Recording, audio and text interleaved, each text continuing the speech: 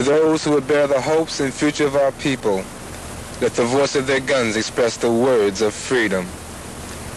Greetings to the people and fellow comrade brothers and sisters. My name is Cinque, and to my comrades I am known as Sin.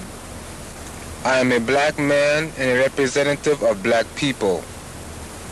I hold the rank of General Field Marshal in the United Federated Forces of the Symbionese Liberation Army. Today I have received an order from the Symbionese War Council, the Court of the People, to the effect that I am ordered to convey the following message in behalf of the SLA and to insert a taped word of comfort and verification that Patricia Hearst is alive and safe. The Symbionese Liberation Army is the federated union of military political elements of many different liberation struggles and of many different races. Our unified purpose is to liberate the oppressed peoples of this nation and to aid other oppressed people around the world in their struggle against fascist imperialism and the robbery of their freedom and homeland. Since this is the purpose and goal of the SLA, it is therefore clear to us, as it will be to all oppressed people, that our interest is to serve and defend the people and not ourselves, since the people shall always come first in our hearts and souls. The SLA has arrested the subject for the crimes that her mother and father have by their actions committed against we the American people and the oppressed people of the world. In understanding this charge, we must first understand who the Hearsts are and who they serve and represent.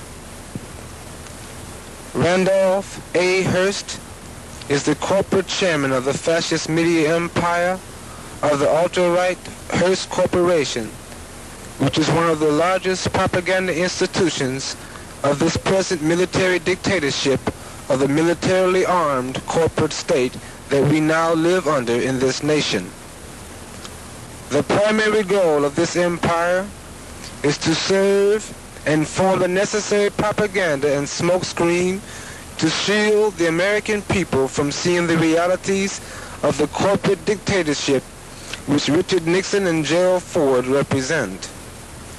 This network of propaganda and confusion has succeeded in hiding the truth from the people. That truth being that this nation has suffered its first military corporate coup, and that the Constitution, which some of us still believe in, has been overthrown.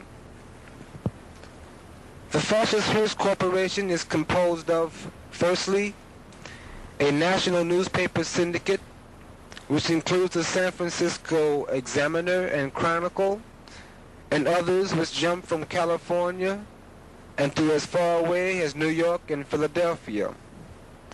Secondly, a magazine monopoly composed of over 13 publications, which include, for example, House Beautiful, Harper's Bazaar, Town and Country, and Cosmopolitan. Thirdly, a TV and radio station empire across the nation with production of propaganda films for both national and international use. Fourth, ownership of vast areas of real estate in the United States and Mexico, forests, grassland, and cattle farms. All of this is directly connected to Washington and the corporate dictatorship of Richard Nixon and Gerald Ford. That is to say that the Hearst Empire is one of the empires of the ruling class and whose interests serves the rich and are in direct contradiction with the interests of the people. Therefore, they are enemies of the people. Mrs. Randolph A. Hearst is a member of the University of California Board of Regents and is responsible, along with others appointed by Governor Ronald Reagan, for the loaning of funds and the investments of our California tax monies in corporations which have interest and do gain profit from the robbery, oppression, and genocide carried out by fascist and racist governments around the world and within the United States itself.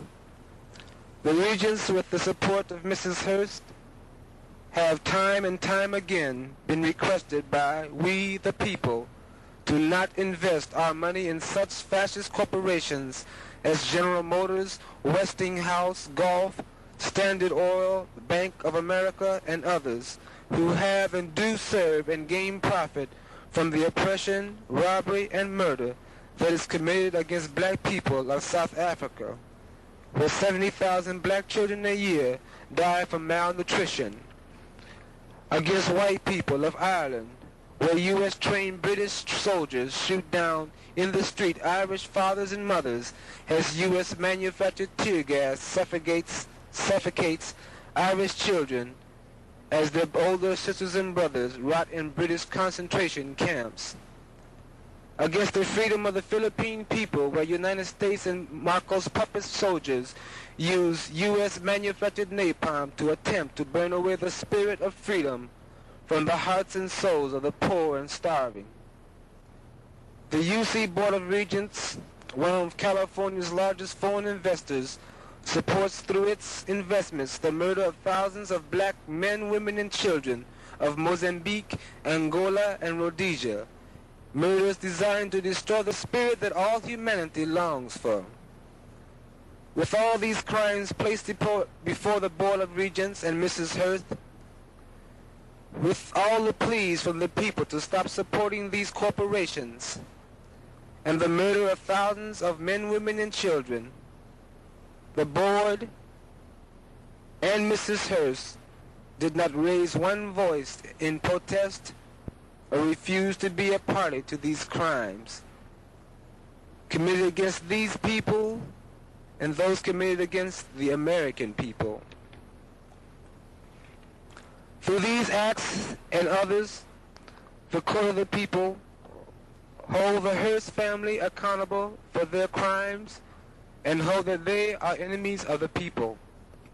We of the Symbionese Liberation Army hold that the Hearst Corporation and the Hearst family and the Board of Regents, as well as the corporate states which they support and aid, are enemies of the people, and as such, that the people have the legal and human right and duty to attack said enemy according to the forms of war taken by the oppressed people against any enemy or murderer and oppressor, to regain their freedom and liberty, and we give life to their children and people.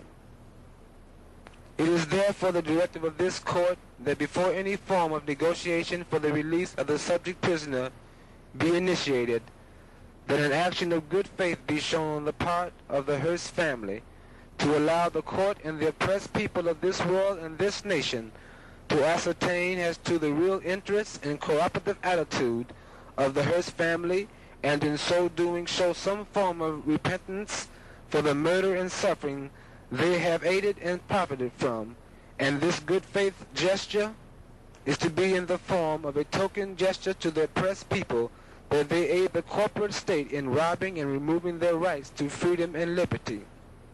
This gesture is to be in the form of food to the needy and the unemployed, and to which the following instructions are directed to be followed to the letter.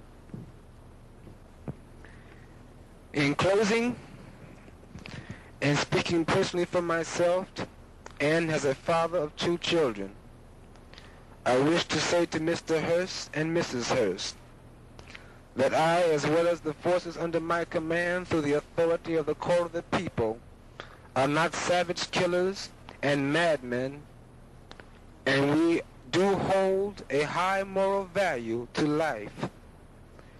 We value life very deeply, and with all the spirit that we as human beings can bring forth in our hearts.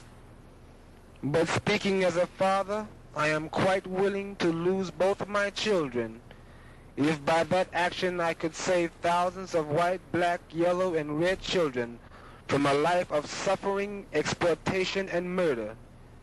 And I am therefore quite willing to carry out the execution of your daughter to save the life of starving men, women, and children of every race, And I am also, along with the loyal men and women of many races who love the people, quite willing to give our lives to freeing the people at any cost. And if, as you and others so naively believe, that we will lose, let it be known that even in death we will win. For the very ashes of this fascist nation will mark our very graves.